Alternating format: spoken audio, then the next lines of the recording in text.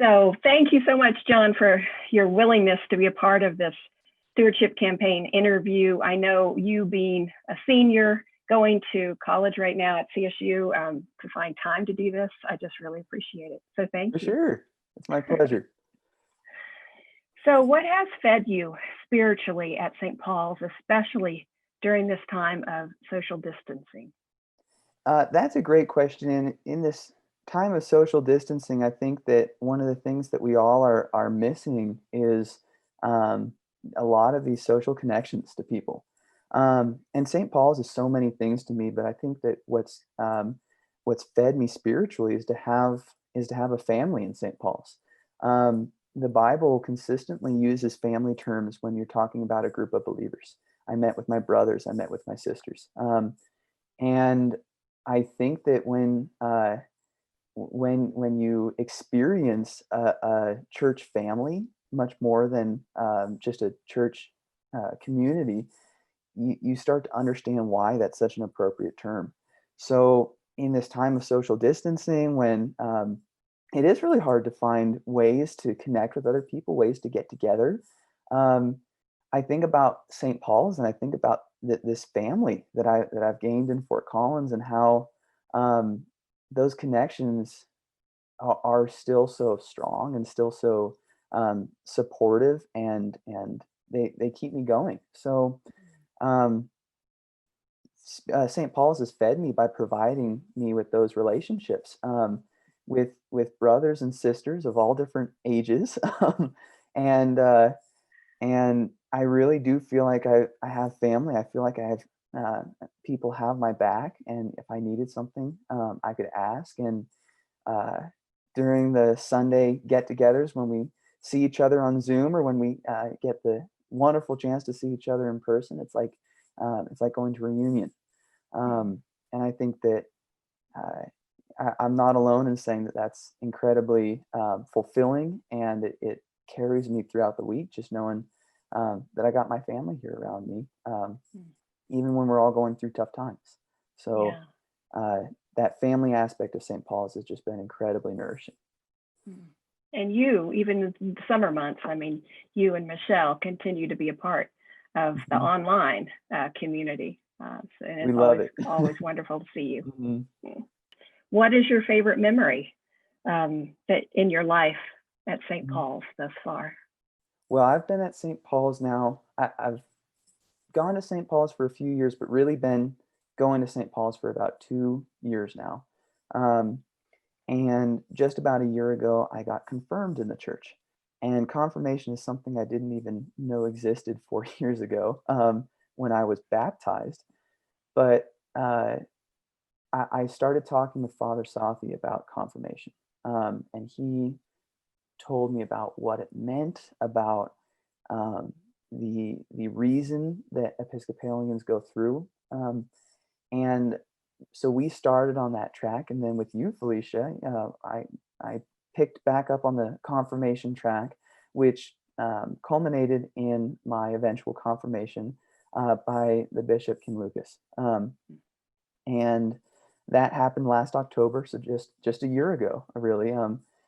And I think that's my favorite memory, just because one, I think it was when I really had more ownership of the church, and I made the informed decision. This is why I'm Episcopalian, not because it's a convenient church that's close to me, but because I chose this church because of its theology, its approach, its foundation, and standing up there in front of the congregation and seeing everybody, and I knew everybody in the congregation, and I could see how supportive they were.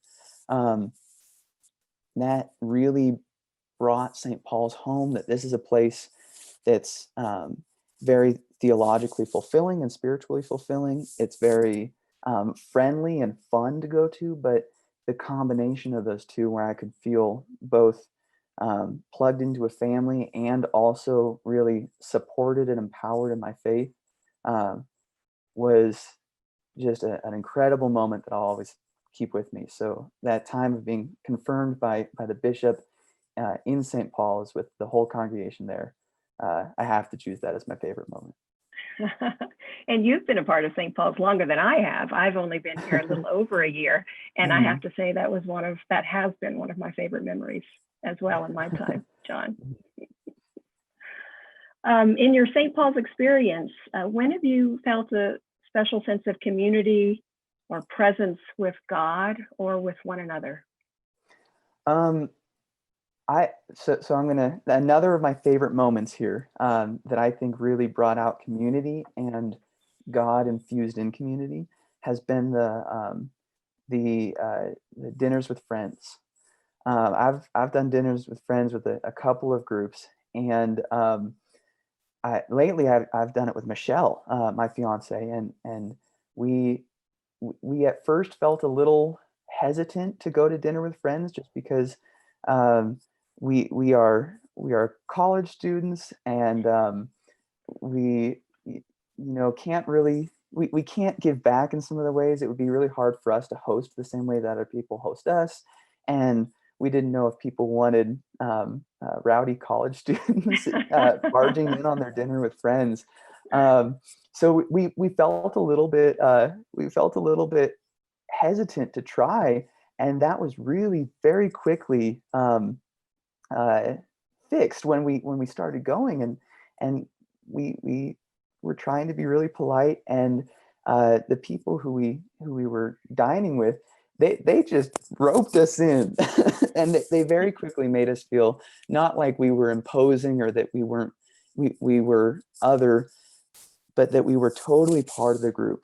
And I look at the way in the Bible Jesus had a lot of dinners with friends, and he had a lot of dinners with other groups, um, and people of different age classes, people of different social standing, and I look at the way that without really making it awkward, he just invited people in, and he made a group. And Michelle and I love our dinners with friends because we're part of a group. We're part of that community. We feel so plugged in. We feel so welcome. We feel so appreciative. And I really find hospitality in that comes from a Christian basis, where you're not looking at a person as in what can I get from this person, or how do I personally relate to this person. You're just there because you really you want to fellowship with other people. The connections that Michelle and I have made have been, I mean, very fun in congregation when you see people who you now know much more intimately and personally because you've laughed with them and had dinner with them. But people have also, we've had amazing connections with some people because of that started with dinner with friends, where they got to know us and got to know our interests, plugged us into other people that they knew, or Michelle now works with one of the church members who she met in dinner with friends, and stuff like that just reminds me why a church congregation is so wonderful. And I love my small groups in college. I love fellowshipping with my friends, but getting that exposure to people who are you don't run into on a daily basis, with a lot more diversity in terms of your background, in terms of your age, in terms of what stage of life are you, has been incredible. And I I know I speak for Michelle and I when we say that that has been some of our favorite times. That's been some of our clearest moments of what does a community at St. Paul's mean, and we couldn't love it more. That's so great to hear. I think you remind me that the church is one of the last few places where we actually interact with people that are not necessarily like us. Yeah, absolutely. And that is one good reminder of age difference and different social categories. And we all have Michelle, the common pursuit of Christ, and yeah, that's what connects us. It's enough to unite us, and there's a love that underlies that, which means that we no longer we don't aggregate despite our differences. We aggregate in celebration of our differences and in our unity. So Preach it, brother. You and Michelle have really kind of gotten involved. You've connected. And so the last question I have for you is why? Why do you choose to give your time, talent, and treasure to the community at St. Paul's? Because it's a worthy investment with a high return rate.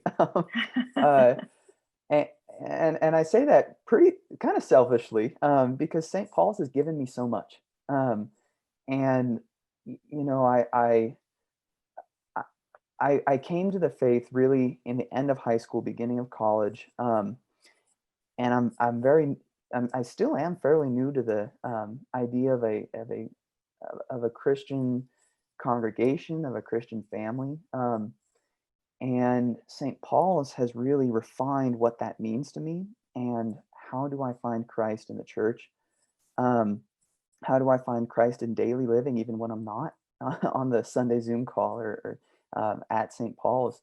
So I keep coming back to St. Paul's because um, I get so much out of it, and I've found a support group. I've found a a way to pursue my faith. I've found some uh, incredibly impactful and deep theology that has really encouraged me to learn more and study. And um, I am definitely in a stage of life where I feel like I am uh, taking a lot, you know.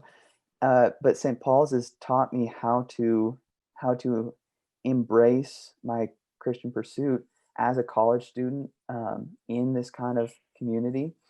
Um, I could go on and on about the ways that St. Paul has empowered me, has taught me, has broadened my perspectives.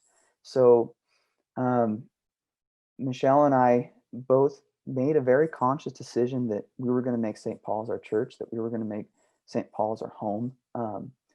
And we did that because of the opportunities that we could immediately see, and the fulfillment that we got right off the bat from the services, from the members, from the theology. And we haven't looked back since. I want to thank you so much for taking the time to be with me this morning and You answer are these so questions, welcome. and for the way that you and Michelle have engaged and shared your gifts and talents with the St. Paul's community through It is reading and our lecturing and pleasure. putting together. Yeah, that's all Michelle. It has I been a can't do gift. flowers. So thank you so much for taking the time.